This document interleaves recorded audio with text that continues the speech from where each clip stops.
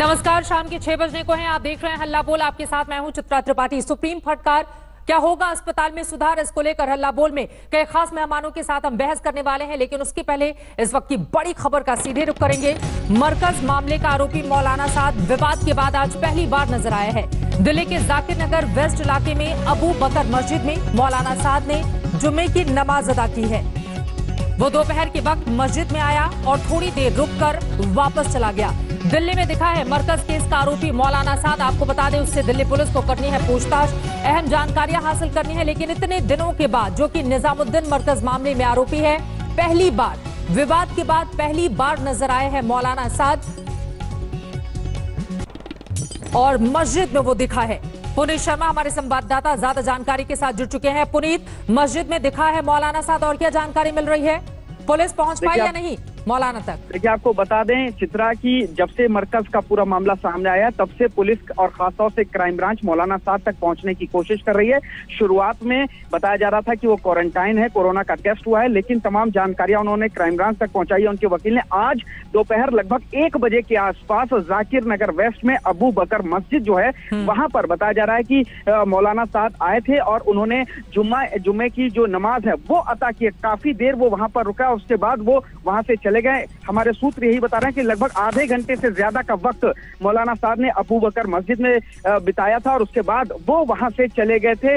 और पुलिस के जो सूत्र हैं, अभी उनका यही कहना है कि लगातार मौलाना साद से बातचीत करने की कोशिश की जा रही है। उनको कई नोटिस दिए गए हैं इन्वेस्टिगेशन ज्वाइन करने के लिए, लेकिन अभी तक उन्होंने इन्वेस्टिगेशन ज्वाइन नहीं किया। जबकि जो मौलाना साद है, उसके वकील का साफ तौर पर कहना है कि वो लगातार क्राइम ब्रांच को एक एक अपनी गतिविधियों से अवगत करा रहे हैं। फिलहाल मुख्य आरोपी मौलाना साद, पहली बार ऐसा कहा जा रहा है कि वो जहां पर रुका हुआ है अपने घर पर, वहां से बाहर निकला और जुम्मे की नमाज। बहुत शुक्रिया आपका इस पूरी जानकारी के लिए। मस्जिद में थोड़ी देर रुकने के बाद वापस चला गया मौलाना साद। लेकिन सबसे बड़ा सवाल, पुलिस आखिर कब पूछताछ करेगी? क्योंकि मरकज मामले में गंभीर आरोप लगे हैं मौलाना साद पर। जैसे और जानकारी निकलकर सामने आएगी, आज तक आप तक पहुंचाएगा। और अब बढ़ते हुए आगे, दिल्ली में कोरोना की रफ्तार लगातार बढ़ती चली जा रही है, जिस पर सुप्रीम कोर्ट ने दिल्ली सरकार को आज फटकार लगाई है।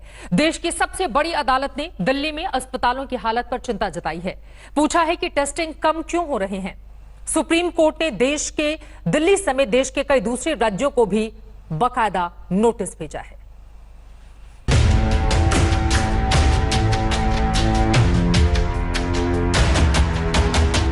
दिल्ली में कोरोना की रफ्तार लगातार बढ़ती जा रही है।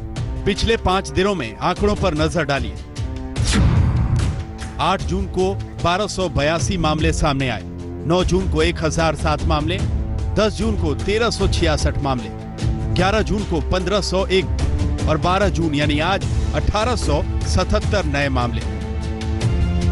मामले लगातार बढ़ रहे हैं और मौत का आंकड़ा भी बढ़ता जा रहा है। नहीं बढ़ रही तो मरीजों को मिलने वाली सुविधाएं और सहूलियत।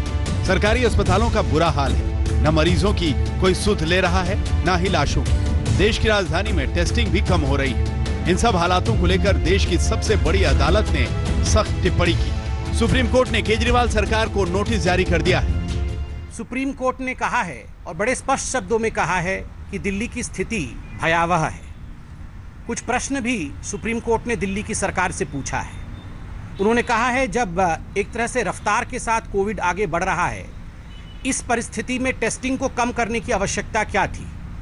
बाकी राज्यों में और बाकी शहरों में टेस्टिंग को बढ़ाया जा रहा है, 15,000 से 17,000 टेस्टिंग किए जा रहे हैं, किंतु दिल्ली में आज क्या कारण है कि 5,000 या उससे भी कम टेस्टिंग की जा रही है? दरअसल दिल्ली के लोकनायक जयप्रकाश नारायण का एक वीडियो सामने आने के बाद सरकार के तमाम दावों पर सवाल खड़े हो रहे हैं और अब सुप्रीम कोर्ट ने भी सवाल पूछ लिया है।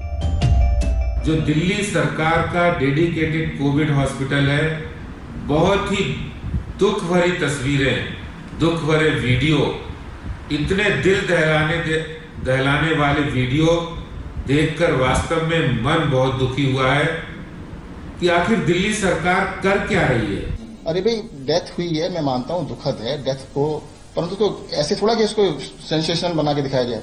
सारा स्टाफ डिमोरलाइज होता है, कहते हैं हम दिन रात काम कर रहे हैं, रात को सो नहीं रहे हैं और हमें अगर ये देखना पड़े, उनको फोन आ रहे हैं, मुझे आ रहे हैं। सरकारी अस्पताल की बात छोड़िए, राजधानी के निजी अस्पतालों में भी कोरोना के मरीजों से लूट खसोट मची हुई है।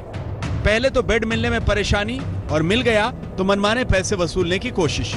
आज तक ने दिल्ली के कई अस्पतालों में कोरोना के नाम पर चल रहे लूट का पर्दाफाश किया।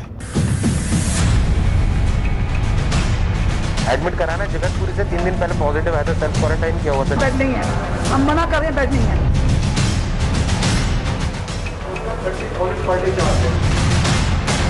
कैश करनी पड़ेगी, बिल्कुल कैश करनी पड़ेगी, हम लोग कैश करते हैं। इंश्योरेंस क्लेम नहीं है।